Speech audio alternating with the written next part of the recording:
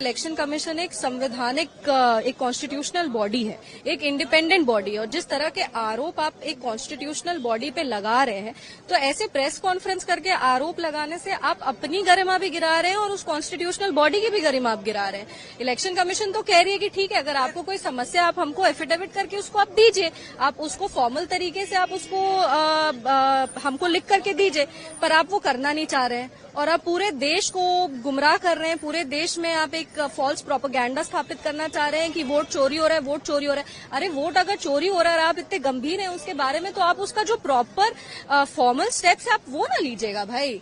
तो आप यात्रा निकाल रहे हैं, आप लोगों के बीच में जा रहे हैं, ये दिखा रहा है कि राहुल गांधी खुद भी अपने आरोप को लेकर सीरियस नहीं है। वो खाली एक एजेंडा तैयार कर रहे हैं और उस एजेंडा पे वो काम करना चाह रहे हैं।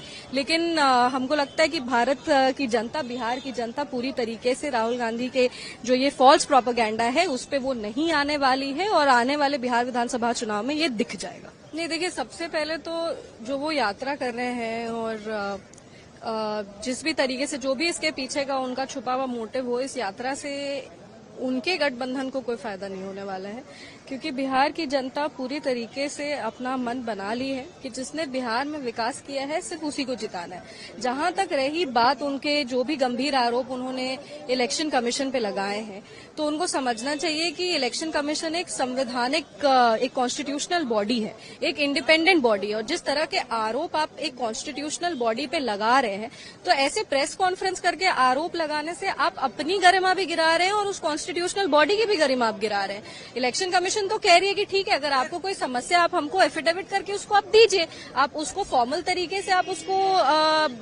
हमको लिख करके दीजिए, पर आप वो करना नहीं चाह रहे हैं और आप पूरे देश को गुमराह कर रहे हैं। पूरे देश में आप एक फॉल्स प्रोपेगेंडा स्थापित करना चाह रहे हैं कि वोट चोरी हो रहा है, वोट चोरी हो रहा है। अरे वोट अगर चोरी हो रहा है और आप इतने गंभीर हैं उसके बारे में, तो आप उसका जो प्रॉपर फॉर्मल स्टेप्स है आप वो ना लीजिएगा भाई।